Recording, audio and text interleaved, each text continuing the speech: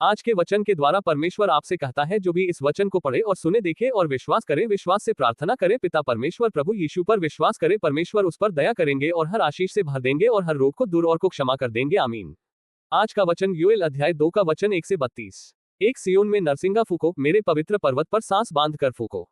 देश के सब रहने वाले कांप उठें, क्योंकि यहोवा का दिन आता है, वरन वह निकट ही है। वह अंधकार और तिमिर का दिन है, वह बदली का दिन है और अंधियारे का सा फैलता है।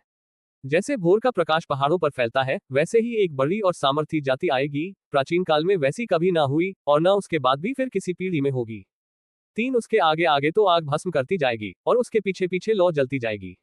उसके आगे की भूमि तो अदेन की बारी के समान होगी, परंतु उसके पीछे की भूमि उजाड़ मरुस्थल बन जाएगी और उससे कुछ न बचेगा। 4 उनका रूप घोड़ों का सा है और वे सवारी के घोड़ों की नाई दौड़ते हैं। 5 उनके कूदने का शब्द ऐसा होता है जैसा पहाड़ों की चोटियों पर रथों के चलने का, वह खूंटी भस्म करती हुई लौ का था जैसे पांति बांधे हुए बलि योद्धाओं का शब्द होता है। 6 उनके सामने जाति जाति के लोग पीड़ित होते हैं, सबके मुख मलिन होते हैं। 7 वे शूरवीरों की नाई दौड़ते और योद्धाओं की भांति शहर पनाह पर चढ़ते हैं, वे अपने अपने मार्ग पर चलते हैं और कोई अपनी पांति से अलग न चलेगा।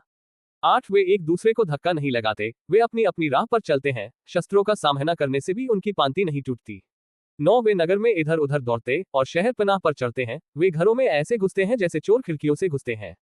10 उनके आगे पृथ्वी कांप उठती है और आकाश थरथराता है। सूर्य और चंद्रमा काले हो जाते हैं और तारे नहीं झलकते।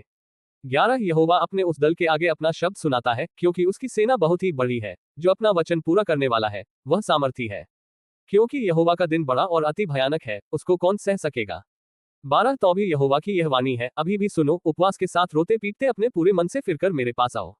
13 अपने वस्त्र नहीं, अपने मन ही को फाड़ कर अपने परमेश्वर यहोवा की ओर फिरो, क्योंकि वह अनुग्रहकारी, दयालु, विलंब से क्रोध करने वाला, करुणानिधान और दुख देकर पछताने हारा है। 14 क्या जाने वह फिरकर पछताए और ऐसी आशीष दे जिससे तुम्हारे परमेश्वर यहोवा का अन्नबलि और अर्घ दिया जाए। 15 सियोन में नरसिंगा फूको, उपवास का दिन ठहराओ, महासभा का प्रचार करो।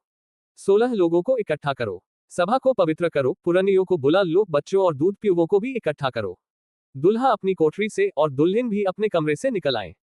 17 याजक जो यहोवा के टहलुए हैं, वे आंगन और वेदी के बीच में रो रो कर कहें, हे यहोवा, अपनी प्रजा पर तरस खा और अपने निज भाग की नामधराई न होने दे, न अन्य जातियां उसकी उपमा देने पाए। जाति जाति के लोग आपस में क्या कहने पाए कि उनका परमेश्वर कहाँ रहा। 18 तब यहोवा को अपने देश के विषय में जलन हुई और उसने अपनी प्रजा पर तरस खाया। 19 यहोवा ने अपनी प्रजा के लोगों को उत्तर दिया, सुनो, मैं अन्न और नया दाखमधु और ताजा तेल तुम्हें देने पर हूँ और तुम उन्हें पाकर तृप्त होगे, और मैं भविष्य में अन्य जातियों से तुम्हारी नामधराई न होने दूंगा। 20 मैं उत्तर की ओर से आई हुई सेना को तुम्हारे पास से दूर करूंगा और उसे एक निर्जल और उजाड़ देश में निकाल दूंगा, उसका आगा तो पूरब के ताल की ओर और उसका पीछा पश्चिम के समुद्र की ओर होगा, उससे दुर्गंध उठेगी और उसकी सड़ी गंध फैलेगी, क्योंकि उसने बहुत बुरे काम किए हैं। 21 हे देश, तू मत डर, तू मगन हो और आनंद कर, क्योंकि यहोवा ने बड़े बड़े काम किए हैं। 22 हे मैदान के पशुओं, मत डरो, क्योंकि जंगल में चराई उगेगी और वृक्ष फलने लगेंगे, अंजीर का वृक्ष और दाखलता अपना अपना बल दिखाने लगेंगी।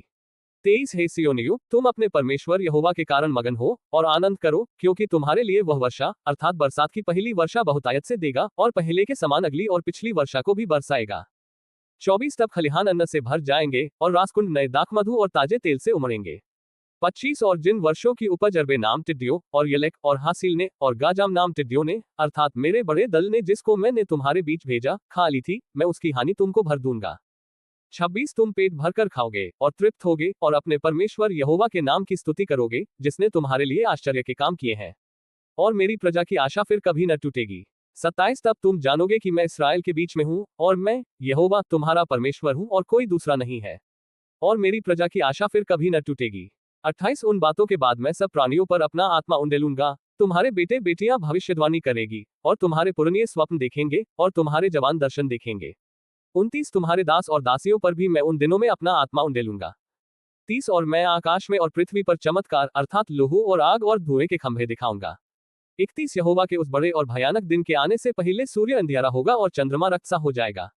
32 उस समय जो कोई यहोवा से प्रार्थना करेगा वो छुटकारा पाएगा, और यहोवा के वचन के अनुसार सिय्योन पर्वत पर और यरूशलेम में जिन बचे हुओं को यहोवा बुलाएगा वे उद्धार पाएंगे।